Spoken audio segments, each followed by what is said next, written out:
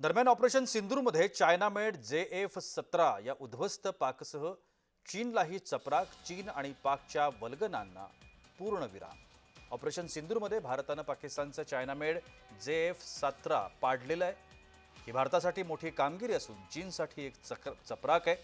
चीन या JF-17 ची तुलना राफेल आणि USच्या फायटर जेट सोबत करत होतं. त्यामुळे हे पाडणं म्हणजे चीनसाठी महत्त्वाचा संदेश असल्याचं देखील म्हणण्यात आलं.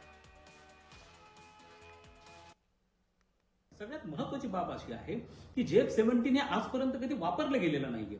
जसं रफेल यापूर्वी फ्रान्सकडनं किंवा नॅटो फोर्सेसकडनं सिरियामध्ये आयसिसच्या विरोधामध्ये वापरलं गेलेलं ते टेस्टेड आहे.